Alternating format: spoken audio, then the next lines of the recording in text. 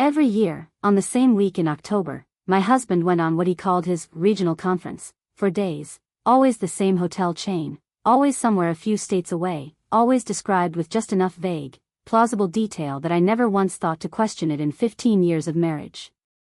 My name is Emily. I'm 42 years old, and 6 months ago, I found out that the anniversary my husband, Richard, was quietly marking every October wasn't a work conference at all. It was his wedding anniversary. His actual one. To a woman named Diane, in a state 4 hours from ours, who has been legally married to him for 12 years, has 2 children with him, and had absolutely no idea I existed either. I want to say that clearly, at the very start, because it's the detail that changes the shape of everything else I'm about to tell you. Richard didn't simply cheat on me. He didn't simply lie. For 12 of our 15 years of marriage, he was legally married to 2 women at once, maintaining 2 entirely separate households, 2 entirely separate calendars of birthdays and holidays and anniversaries, and neither Diane nor I ever crossed paths with the other until I found a hotel loyalty account with her name on it. This is the story of how one recurring, oddly specific business trip unraveled into the discovery of an entire parallel life, and the deeply unsettling legal reality I had to face once I understood that my own marriage, the one I'd built my entire adult life around, may never have actually been valid at all. That I met Richard when I was 26, at a mutual friend's engagement party, and what drew me to him initially was, ironically, exactly the quality that would later make his deception so sustainable. He was easy, steady, unremarkable in the best possible sense of that word. He worked as a regional sales consultant for a mid-sized industrial equipment company, a job that required frequent travel, usually 2 or 3 trips a month, sometime lasting several days at a time. We married 3 years after we met, in a modest ceremony at my parents' church, and built, over the following decade and a half, what felt from the inside like an entirely ordinary, stable life. We had 2 children, now 13 and 10. We bought a house in a quiet suburb. Richard's travel schedule became, over the years, simply a fact of our household's rhythm. I learned to manage bedtime routines solo several nights a week, learned to schedule school events around whatever week he happened to be gone, learned, without ever fully realizing I was learning it, to ask relatively few specific questions about the details of trips that all began to blur together after enough years. I want to be honest about something that's taken me months to fully sit with. Richard's travel wasn't fabricated. That's what made this entire deception so sustainable for as long as it was. He did have a real job, with real, legitimate travel requirements, real clients, real quarterly sales targets he genuinely met. His actual employer, his actual co-workers, his actual professional life existed exactly as I understood it. What existed alongside that real professional life, hidden inside its legitimate structure, was a second marriage he'd built during trips his job made entirely plausible and unremarkable. I think, in hindsight, about how many small architectural choices went into making that structure sustainable for over a decade, choices I never once had reason to examine at the time. Richard's employer used a standard, unremarkable expense reporting system that reimbursed travel costs in a lump sum rather than itemized detail, meaning I never saw individual hotel or restaurant charges that might have raised questions, only a single, unremarkable monthly reimbursement deposit. His company phone and his personal phone were, for most of our marriage, genuinely separate devices, a distinction I'd always understood as simple professional boundary. The first thread that eventually unraveled everything started with something almost comically mundane. I was going through Richard's suit jacket pockets before dropping it at the dry cleaner, a routine task I'd done hundreds of times over our marriage, and found a folded receipt from a jewelry store in a city I recognized as one of his regular Midwest regional stops. The receipt itself wasn't alarming on its surface, a modest piece of jewelry, a bracelet, purchased during a trip several months earlier. What caught my attention was the date, which didn't correspond to any birthday, holiday, or occasion I could identify for either myself or anyone in our immediate family. I asked him about it that evening, casually, assuming there was a simple explanation, a gift for his mother, perhaps, or something for a colleague's retirement. His answer came a beat too quickly, I remember thinking at the time, though I dismissed that observation almost as soon as I'd made it. He said it was a gift for his sister, something to mark a difficult period she was going through that he preferred not to elaborate on, respecting her privacy. It was a plausible answer. His sister had, in fact, been through a genuinely difficult divorce around roughly that same period, a detail that lent his explanation a foundation of real, verifiable fact even though, as I'd eventually learn, the specific claim built on top of that foundation was entirely false. I let it go, the way I'd let go of 100 small, unremarkable details over 15 years of marriage, because questioning every small inconsistency in a long marriage would be its own kind of exhausting paranoia, and because Richard had, until that point, given me no substantial reason to doubt him. It was nearly 4 months later, while helping consolidate our finances ahead of a mortgage refinance, that I found the second thread, one considerably harder to explain away. Consolidating our accounts for the refinance meant gathering documentation from every credit card and loyalty program either of us used regularly, including a hotel rewards account Richard had accumulated substantial points on over years of business travel. I logged into that account, using a password I already knew from years of booking family trips through his accumulated points, intending simply to print a year-end summary our mortgage broker had requested. What I found instead was a saved profile section listing 2 separate, traveler, names associated with the account, Richard's own, and a second one, listed as Diane R., with a shared last name that matched Richard's, attached to a home address in a city roughly 4 hours from ours, one I recognized immediately as a regular stop on his Midwest regional trips. I sat with that discovery for a long time before doing anything further, telling myself, at first, the same kind of plausible, dismissible story I'd told myself about the jewelry receipt, perhaps a business associate with the same last name, an administrative quirk in how the account handled shared corporate bookings, some explanation considerably less alarming than the one slowly forming in the back of my mind. I want to be honest that some part of me actively resisted following that thread further, because some part of me had already begun to understand, with a dread I wasn't ready to fully acknowledge, exactly what kind of explanation actually fit all the pieces I now had. I spent the following several days doing something I never imagined I'd need to do in my own marriage, quietly, carefully investigating my own husband, the way I've since learned. So many people telling stories like this one eventually have to. I pulled up years of the account's booking history, going back as far as the records allowed, and found a pattern that removed any remaining ambiguity. Every October, for at least the past 9 years the account's history covered, a room had been booked under both names, Richard's and Diane's, always for the same 4-night stretch, always at the same specific hotel, always in that same city that I did the next part of this investigation with a kind of clinical, detached focus that surprises me now, looking back. The same instinct, I think, that lets a person function through a car accident before the shock of it actually arrives. I searched public marriage records for the state where that city was located, using Diane's first name and Richard's full legal name, and found what I'd already, on some level, begun to expect. A marriage license, issued 12 years earlier, joining Richard and a woman named Diane Whitfield, in a small civil ceremony in that same city. 12 years earlier placed this marriage 3 years after Richard and I had already been married ourselves, meaning that for the entire span of our own marriage since that date, Richard had, according to public legal record, been simultaneously, legally married to 2 different women, neither of whom had any knowledge the other existed. I want to describe the specific, disorienting quality of that discovery, because I don't think words fully capture it even now. It wasn't simply the pain of learning about infidelity, which I think I could have processed, however painfully, within some existing emotional framework I already understood. This was something else entirely, a legal, structural fact about the last 12 years of my own life that I hadn't understood I needed to question at all. I wasn't simply lied to. I had been, without my knowledge, living inside a marriage whose fundamental legal validity was now genuinely, seriously in question. I called a family law attorney the following morning, a careful, direct woman named Patricia, no relation to the attorney from an earlier ordeal I've told you about on this channel, simply a common name, though I've since found the coincidence strange given how similarly methodical both women turned out to be. Patricia explained something to me in that first consultation that reframed the entire legal shape of what I was dealing with, in terms considerably more unsettling than I'd anticipated even walking in already braced for bad news.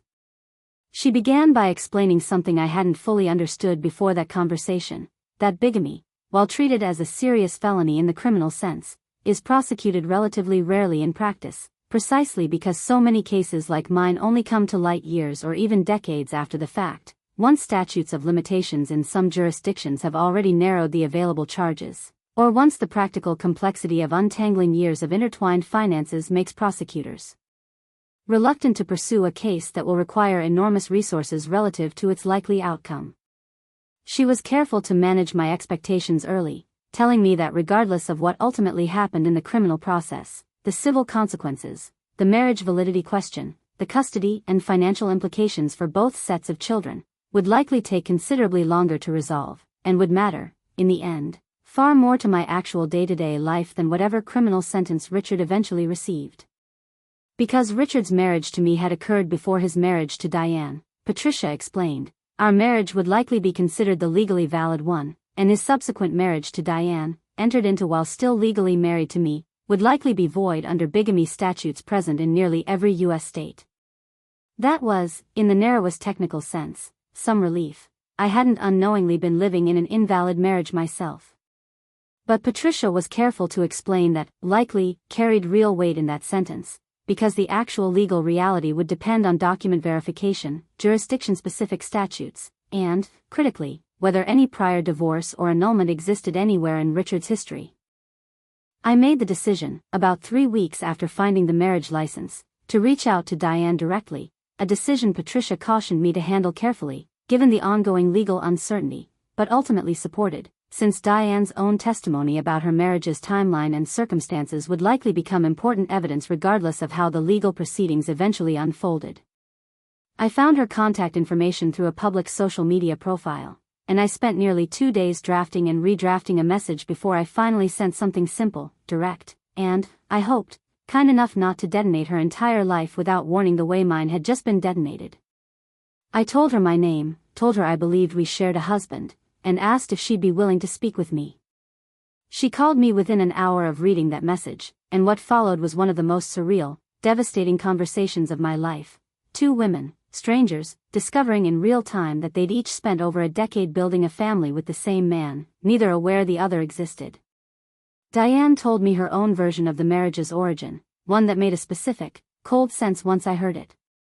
She'd met Richard through what she'd understood, at the time, to be a recent job relocation that required him to split his time between 2 regions, a plausible cover story, given his actual job's genuine travel demands, that conveniently explained why he was only ever present in her life during specific, predictable windows rather than full-time. The same explanatory structure that had made his absences from my own life feel unremarkable for years. She told me she had 2 children with him, now 11 and 8, close in age to my own children, close enough that I sat with a specific, nauseating realization that our children had likely been born within months of each other, both fathered by the same man during overlapping periods of 2 entirely separate marriages he was actively maintaining. I asked her, gently, whether she'd ever noticed anything that might have hinted at his other life.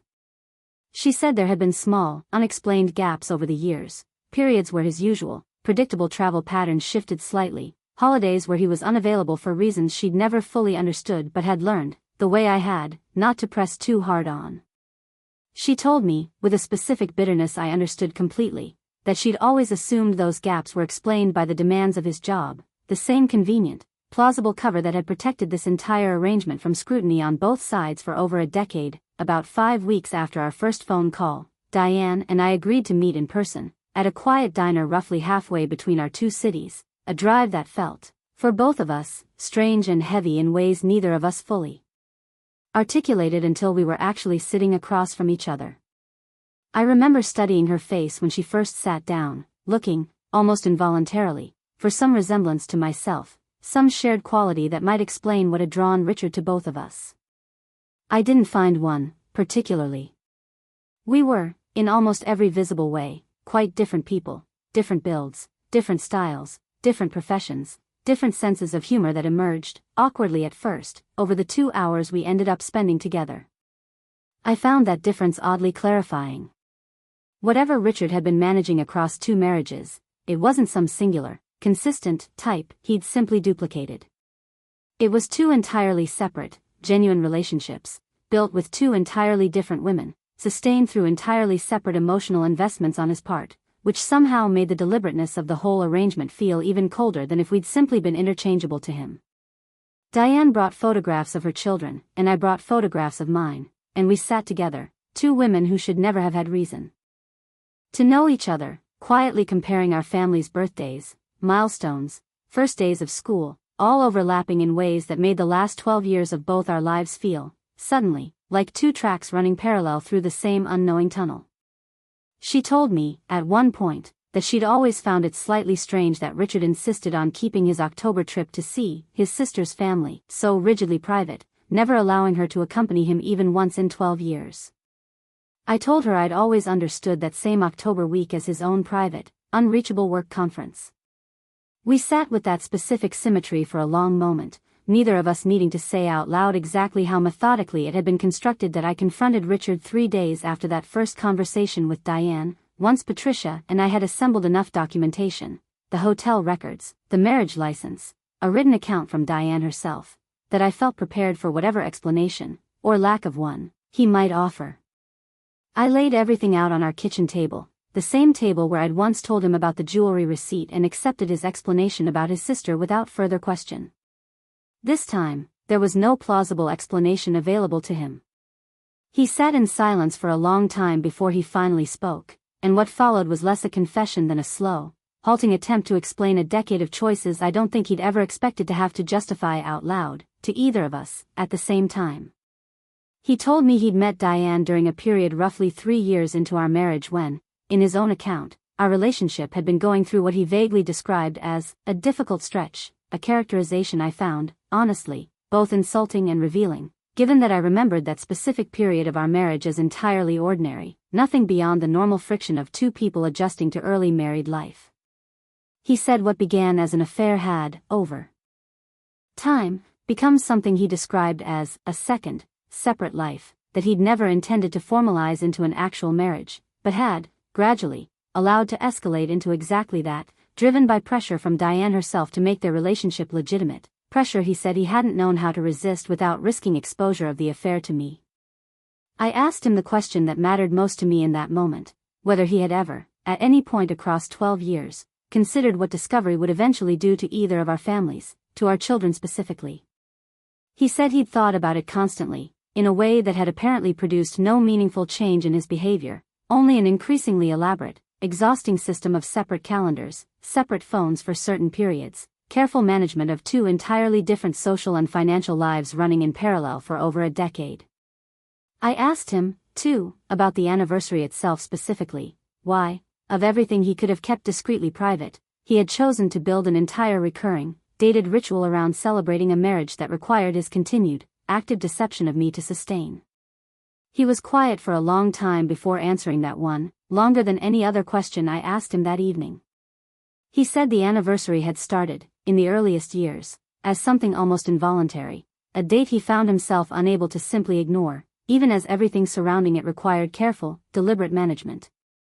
Over time, he said, it had become the one fixed point in an otherwise constantly managed, compartmentalized life where he allowed himself to be fully present in a single relationship without the specific, exhausting vigilance the rest of the arrangement required. I asked him whether he understood how that admission sounded to me, that the one moment he'd permitted himself genuine, undivided presence was the moment built entirely on my own exclusion from a truth about his. There was a second conversation with Richard, several weeks after the initial confrontation, arranged through our respective attorneys as part of the discovery process, where I asked him something I hadn't been composed enough to ask during our first, more raw exchange, the practical, almost logistical question of how, mechanically, a person manages two entire separate families without the structure eventually collapsing under its own weight. He described it, with a kind of clinical detachment I found deeply unsettling, as something he'd thought of internally as the arithmetic, a private, ongoing calculation of which holidays required his presence in which household, which children's school events could be missed without raising questions, which financial obligations needed to be quietly balanced across two sets of bills without either household noticing the strain the other placed on their shared resources. He said the October anniversary had become the single fixed point in that arithmetic, the one recurring obligation he built every other calculation around, precisely because it was the one date each year he refused to let either job or family circumstance override. I asked him whether maintaining that arithmetic had ever felt, to him, like an achievement of some kind, a system he took a strange pride in successfully sustaining, or whether it had only ever felt like a burden he wished he could set down. He said, after a long pause, that it had genuinely been both, at different points across different years, an answer that disturbed me more than a simple, one-dimensional confession of guilt would have. I think I'd wanted, on some level, to hear that the entire arrangement had been a source of constant torment for him, some proof that deceiving two families for over a decade had at least cost him something proportional to what it eventually cost the rest of us. His answer didn't give me that. I've had to make peace, slowly, with the fact that it probably never. I want to briefly address what's happened to Richard specifically since all of this came to light, because I think it matters for anyone wondering whether consequences of this scale are actually possible, or whether stories like this simply end in quiet, unresolved limbo. Beyond the criminal bigamy charge, which resulted in a sentence involving probation and a period of supervised release rather than significant incarceration, given his lack of any prior criminal history and the specific, non-violent nature of the offense, Richard lost his position at the sales firm he'd worked at for nearly 2 decades. Once the company's own internal review determined that some of his expense reporting and travel documentation had been used, in ways the company's compliance department was still untangling, to help sustain the financial architecture of his second household. He's since taken a considerably lower-paying position with a different, smaller company, a professional decline that Patricia tells me is common in cases like this, since the specific skills and professional relationships that once made someone valuable in a role often depend heavily on a reputation for reliability and honesty that simply cannot survive public revelation of a decade-plus of sustained, structural deception. What followed over the next several months was a legal process, considerably more complicated than either Patricia or I had initially anticipated, precisely because bigamy cases, while clearly criminal on their face, create a tangle of civil consequences that take considerable time and expertise to fully untangle. Patricia confirmed, after formally verifying Richard's complete marriage history through court records, that no divorce or annulment existed anywhere prior to his marriage to Diane, meaning our marriage was, as she'd initially suspected, the legally valid one, and his marriage to Diane was void from its inception under our state's bigamy statute. That confirmation brought a strange, hollow kind of relief. My own 15 years weren't legally erased, but it also meant Diane's entire 12-year marriage, the one she'd built her adult life around with total sincerity and no knowledge of any deception on her end, had never been legally valid at all, a reality that devastated her in ways I understood completely, having so recently feared the same fate myself. Richard was criminally charged with bigamy, a felony in the state where his marriage to Diane had taken place, and additionally faced potential fraud charges related to insurance and tax filings that had, over the years, listed inconsistent marital statuses across different financial institutions and employer benefit systems, depending on which life he was managing paperwork for at any given time. Patricia explained that these secondary charges, while less immediately intuitive than the bigamy count itself, often carry equally serious consequences in cases like this, since maintaining two households typically requires ongoing, deliberate misrepresentation across numerous legal and financial systems simultaneously. The civil untangling proved, in some ways, even more complicated than the criminal process.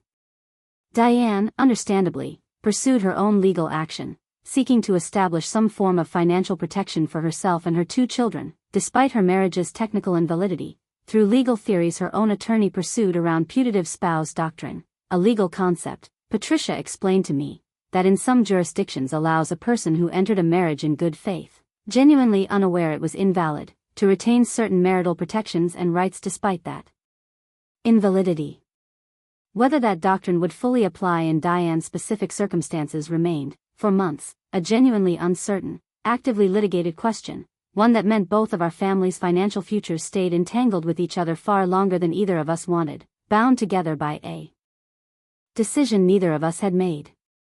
There was a further complication neither Patricia nor I had initially anticipated, involving Richard's employer-sponsored retirement account and life insurance policy, both of which listed me as the sole named beneficiary, consistent with our legally valid marriage, but which Richard had also, separately, informally promised to Diane over the years as a form of financial security for their children, promises that carried no actual legal weight given the beneficiary designations already on file. But that created a genuinely painful, complicated set of conversations between Diane and me about how, if at all, we might voluntarily address that imbalance given that her children, however the marriage's legal status ultimately resolved, were undeniably also Richard's children, deserving of some measure of the same security mine were legally guaranteed. We eventually reached an informal, voluntary arrangement, worked out over several difficult months with both of our attorneys present, establishing a modest, separate trust for Diane's children funded partially through assets Richard was required to liquidate as part of his own legal settlement. I want to be honest that this wasn't purely generosity on my part. Some of it was genuine empathy for two children who bore absolutely no responsibility for their father's choices, and some of it was a colder, more practical recognition that leaving this imbalance completely unaddressed would likely have prolonged litigation between our two households for years, litigation that would have cost both of us, financially and emotionally, far more than the trust itself. I want to talk about the part of this that's been hardest for me personally, harder even than the legal proceedings, the process of explaining to my own children, 13 and 10, why their father was suddenly absent from our home, facing criminal charges, and why, somewhere several states away, they apparently had two half-siblings, close to their own ages they'd never known existed. My older daughter, 13, asked a question early in this process that I still think about constantly. She asked whether that meant Richard didn't really love us, if he was capable of building an entire second family without us ever knowing. I didn't have a clean, reassuring answer for that question, and I made the decision, difficult as it was, not to manufacture one just to make the conversation easier in the moment. I told her honestly that I didn't fully understand it either, that a person can apparently hold real, genuine affection for multiple people while also being capable of a decade of sustained, deliberate deception toward all of them, and that both of those things being true at once was something I was still working through myself.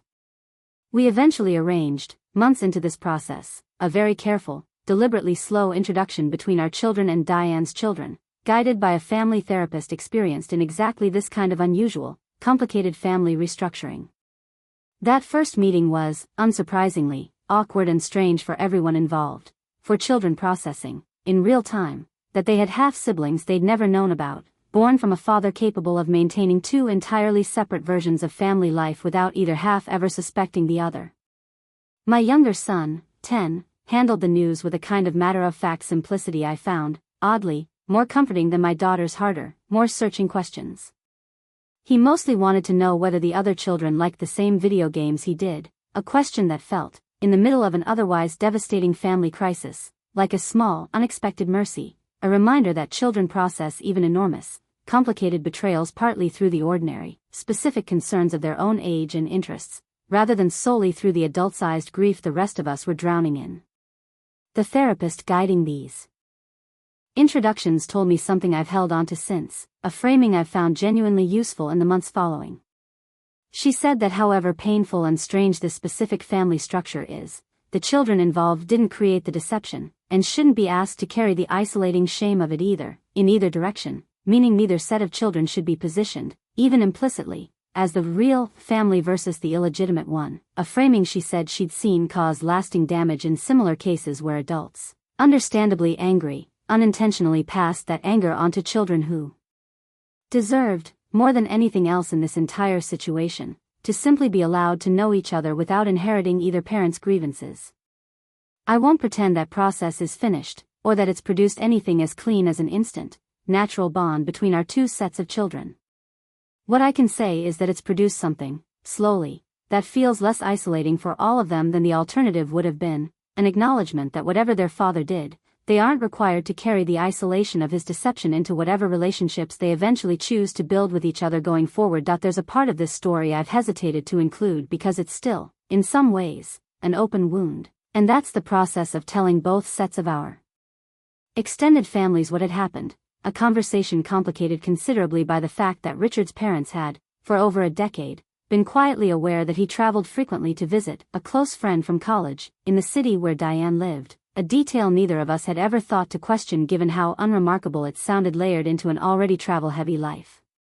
When I finally told my own parents, my mother's first reaction was a kind of stunned, repeated disbelief, asking me to repeat the timeline 3 or 4 times, as though she genuinely couldn't process it on the first several attempts.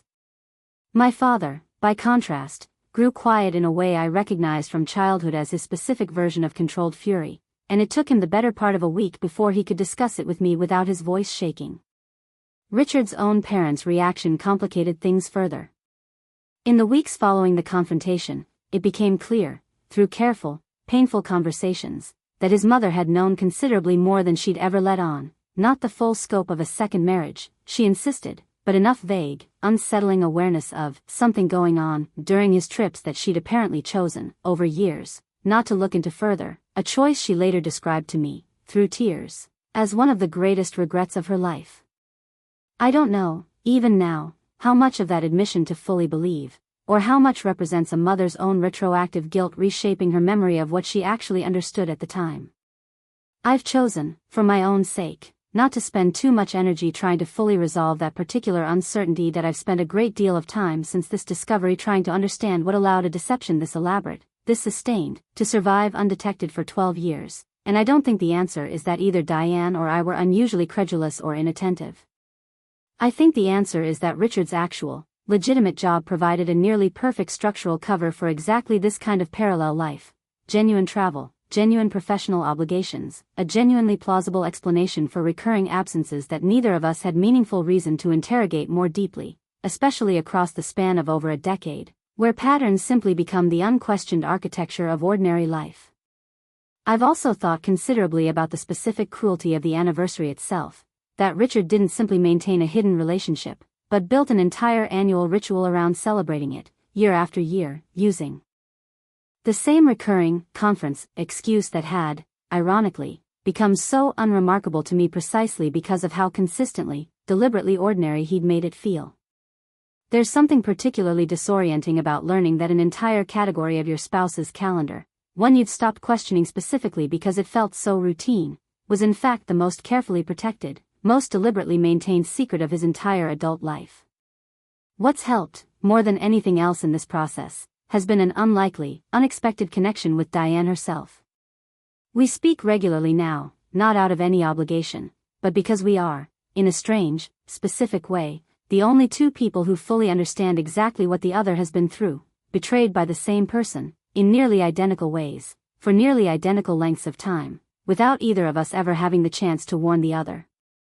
She told me something, during one of our early conversations, that I've held on to since, that neither of us caused this, and that the specific, isolating shame either of us might feel about not having noticed sooner belongs, entirely and only, with the one person who spent 12 years making sure neither of us ever had reason to look. That I want to end with something specific that happened just a few weeks before I sat down to record this, because I think it captures, better than almost anything else I could tell you, what this entire process has actually cost, and what it's slowly beginning to give back. October came again this year, the same week it always has, the week that for 15 years I understood as an unremarkable business trip and now understand as the anniversary of a marriage that was never legally valid, celebrated annually by a man who spent 12 years making sure I never had reason to ask a single question about it. I noticed, that week, a specific, quiet dread creeping in as the dates approached, an anticipatory grief for an anniversary that was never actually mine to grieve, and yet somehow still occupies a strange, permanent place in my own calendar now that I know what it actually was. Diane called me on the second day of that week, unprompted, simply to check in, and we ended up talking for over an hour about nothing in particular: her children's school schedules, a recipe she'd been meaning to try, the ordinary texture of two lives that happened to be connected by an extraordinary, painful circumstance neither of us chose. I remember hanging up that call and feeling something I hadn't expected to feel during that specific week at all, not exactly peace, but something adjacent to it, a recognition that the date itself, whatever it once represented, doesn't actually have power over either of us anymore beyond whatever meaning we choose to keep assigning it. I don't know what October will feel like next year, or the year after that. I suspect it will always carry some residue of what I learned this year, the way certain dates simply do once you understand what actually happened on them. But I also know, with a specific, hard-won certainty I didn't have 6 months ago, that whatever that week continues to mean, it belongs to me now, entirely, on my own terms, not to a story Richard spent 12 years quietly writing without my knowledge or consent. I don't tell this story to suggest that every spouse who travels frequently, or every recurring, unremarkable seeming pattern in a marriage, deserves the kind of forensic scrutiny I eventually had to apply to my own.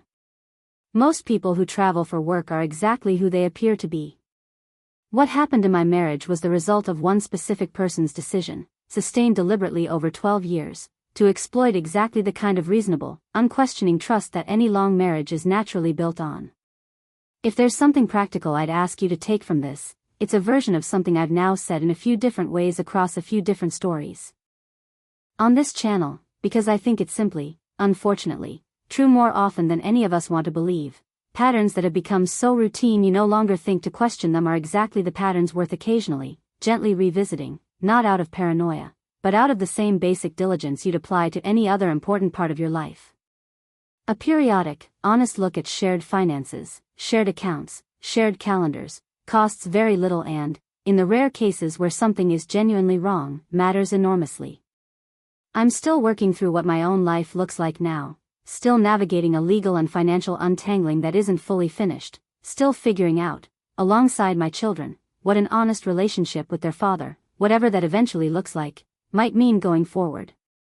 What I do know is that my own marriage, whatever else has been taken from it, was legally, genuinely real, a fact that matters to me more than I expected it to, once I understood how easily it could have been otherwise. I think, often, about the specific cruelty of learning that fact through a legal technicality rather than through anything Richard himself ever offered me honestly. My marriage's validity was never something he protected out of any consideration for me specifically. It was simply an accident of timing, the fact that I happened to marry him 3 years before he married Diane rather than 3 years after. Had the timeline been reversed, I would be the one whose entire adult life had been legally erased, and Diane would be sitting where I am now, telling this story instead of living inside the wreckage of the other version of it. That specific, arbitrary quality of which of us got to keep our marriage is something I don't think I'll ever fully stop turning over in my mind. If this story affected you, or if you've ever discovered that a pattern you'd stopped questioning turned out to be hiding something you never could have imagined, I want to hear about it in the comments. I read every single one. And if you haven't yet, subscribe. There are more of these stories, and more of what I've learned rebuilding my own life, every day.